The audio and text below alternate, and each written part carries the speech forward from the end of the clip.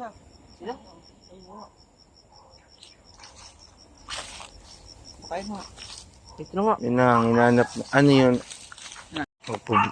Ito na sinasabing parang punso ang pinakabahay ng anay. So, hinanap muna nila yung reyna ng anay at posibleng ito rin yung nagkukos ng termite sa loob ng bahay.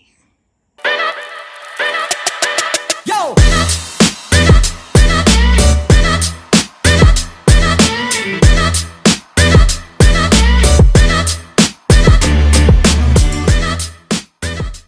Yung reyna. Yung reyna ng ano? Anay. Ikaw mo gano'n. Bakli na yung ano ko nakita sa ano. Baka ano. Oh, wow. Padalawa pati. Maglilipat na yan. Lilipat na. Meron pa. Wala na yung kanyang king. Hindi nangangagat yan. Nangagat. Nangagat po yung... Yan yung pinaka reyna ng anay.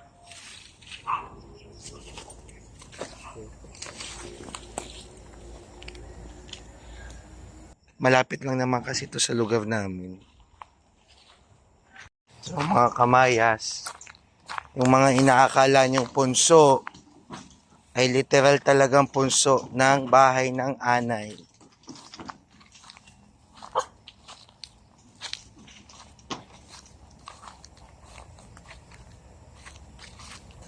Another punso nun. Ay, naman. Sa iba-iba, hindi nangangahas magkalkal ng ganito. At sabi ng matatanda, yun, may anay din uli ito.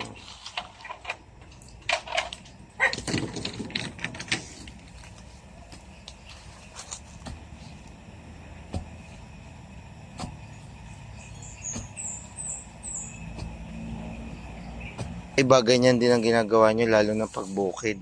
Oo, sir. Hindi may iwasan, dami talagang anay.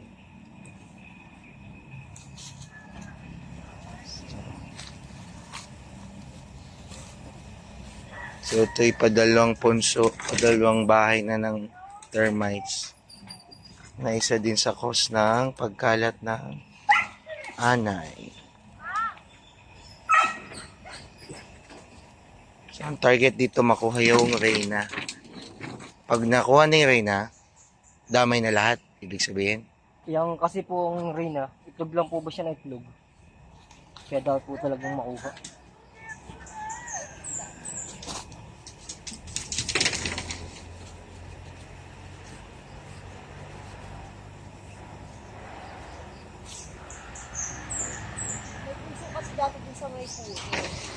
Ito nga yung mga kinatatakutan ng matatanda.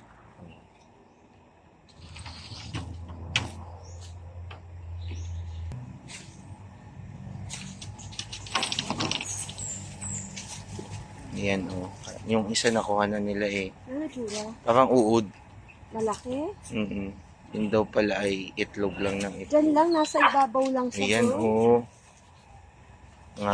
nangangagat din yan. See, oh my. It's all crawling. Alam na nila kung agad kung saan yung... Yun yung mga tayo na Sino? Yun.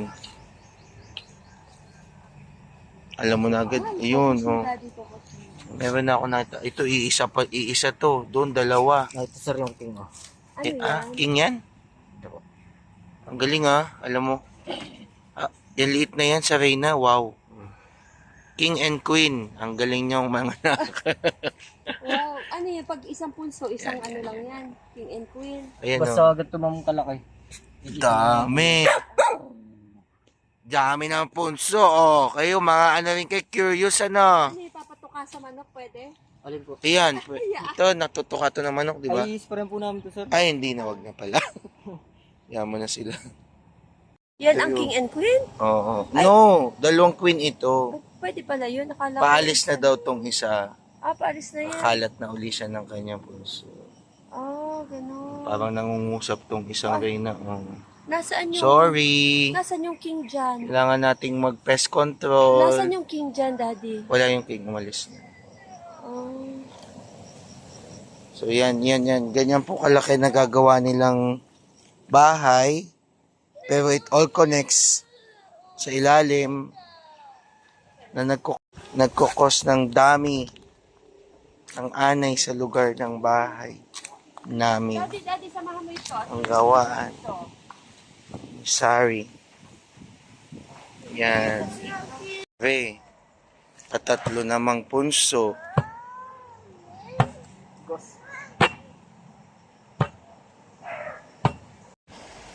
Third punso.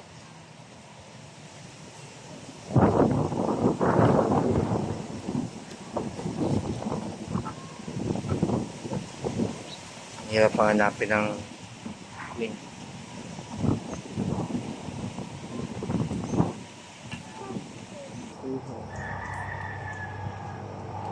So ito, medyo nahirapan siya sa third punso until nang di pa makita yung queen. Wow, ito naman yung sa patatlong bahay ng termites. Siya ang pinakamalaking reyna sa punsong ito. Nahirapan pang kuhanin agad ni Kuya sa pinakailalim nun. Paloob pa yan. And this is the reyna. Oh, it's big.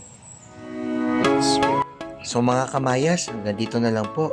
Magandang malaman natin talaga kung paano natin makokontrol ang anay para hindi makaperwisyo sa ating mga bahay. Maraming salamat po. Thank you for watching. Please like and subscribe.